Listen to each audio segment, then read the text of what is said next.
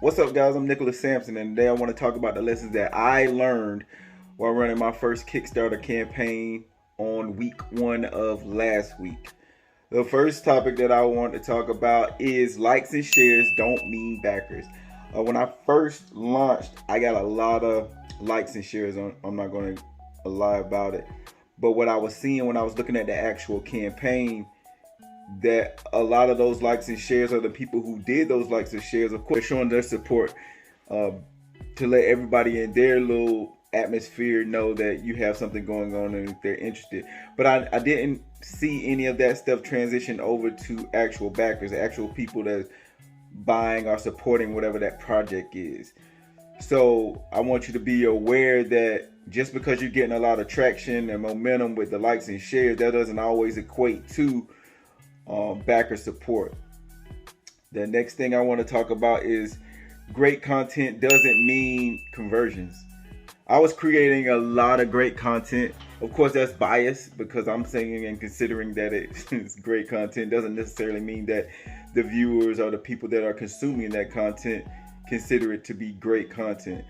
I was making a lot of thumbnails, a lot of animation type videos with images from my book, because my Kickstarter campaign is revolving around a book.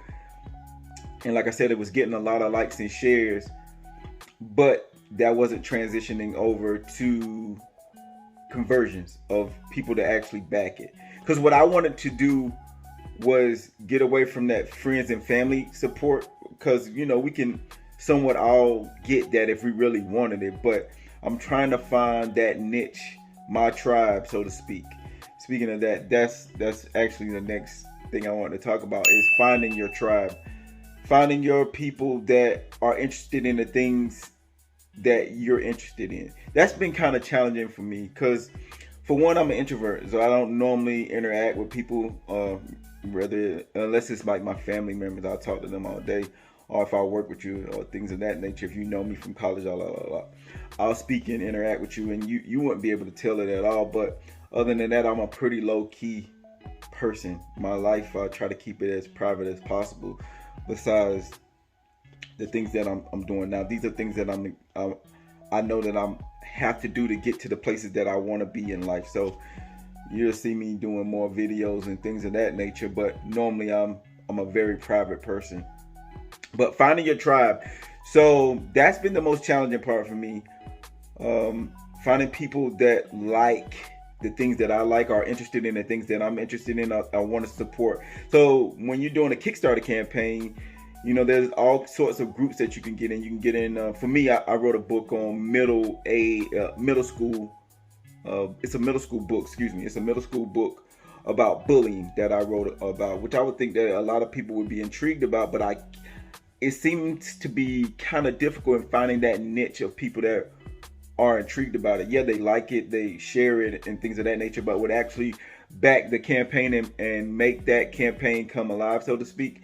That's been the challenging part. So what I've noticed that kind of helped is me running Facebook ads, even though probably after, I want to say, like day 3 or 4, I start to see that the campaign ads start to fizzle out. I don't know what's going on with that. Maybe it's something I got to dig into further, looking into how to actually run it effectively. But you have to find your tribe. Most people will tell you to do that before you launch, I was marketing this book for about, I want to say 3 months before I actually launched it. And then I had a lot of excitement around it, but that didn't convert over to backers. Right now we're at probably 42% funded on this project, which it's good. I'm grateful for it, but in my mind, I would think that I would be further along. Of course, you're thinking that, oh, this is gonna blast off, right? Because you put a lot into it.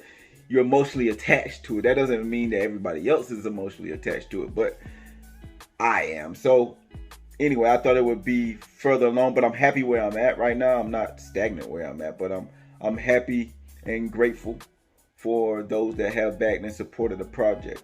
Marketing means nothing if you're not in front of the right audience. It goes back to the tribe. I'm sending this stuff out, and what I'm noticing is most of the people that are liking it are, you know, friends and family members, which is cool. That's cool, but that's not my target audience. When you're dealing with stuff like creating a book or whatever you're creating, you want to find those people that are intrigued in that type of stuff. You want to find the people that are looking for those types of things.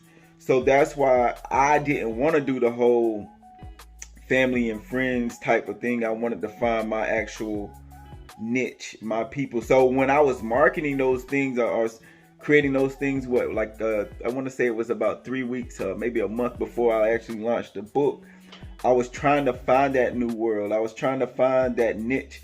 I was reaching out to bullying groups. I think I reached out. I sent a few emails out to some corporate leaderships and things of that nature. So I'm trying to find that avenue of where I'm supposed to be at, because I'm creating content constantly, but I don't feel like it's reaching that right audience. So a rule of thumb, or one thing that I would suggest is, when you're marketing, know where you're marketing to, which is still kind of hard, because when you're dealing with Facebook and Instagram and things of that nature, it used to be a lot of organic following, but now Facebook and Instagram has become a business. So why would they let you find your niche for free when they're charging companies and corporations and other entrepreneurs thousands, if not millions, to get to wherever they need to get to be, you know, to make their financial goals? So now you got to try other things. That's why you see me making videos, or, you know, things of that nature, to get to that point, or find those people that you're actually looking for. The last thing that I would say is keep going. I'm learning a lot about myself with this campaign. As I stated before, I'm a pretty much an introvert. I don't interact with people, but I'm finding a lot about myself. It's making me uncomfortable, so I have to grow and become who I'm supposed to be, because I know who I'm supposed to be. So it's, you know, it's a learning experience. It's a learning curve. It's quite a thing. But if you want to try Kickstarter, I think it's a great platform. I think my campaign ends in October, maybe right before my birthday, like October 13th or something like that. October 12th, I want to say. So I think it's a great platform. I don't have anything against Kickstarter or anything of that nature. Just go for it. That's number 5. I'm sorry. Go for it. Sometimes I can get long with it, but go for it. Whatever you're trying to do, whatever you're trying to accomplish, just go for it. Let the chips fall where they fall. As long as you put your best foot forward, let everything else just work itself out. You just got to keep going. This video, even making videos, you know, I make videos with my daughter on her YouTube page, Let's Play with Leia. But you just got to go for it. Don't expect perfection. That's one of my problems. What I used to do is I always think that the video or whatever I'm creating has to be perfect. So it takes me so long to put out content. Now, this day forward, I'm promising myself that I'm just going to chop it up and send it out. Chop it up, send it out. You know, and let everything fall how it fall. Other than that, again, my name is Nicholas Sampson. Thank you for watching. My Kickstarter campaign is Melissa Douglas and the No Bullies Allowed Club. If you want to back it, if you've experienced bullying, adversity, or you know anybody that is interested in it, I'll leave the link below. Thank you, guys. Peace.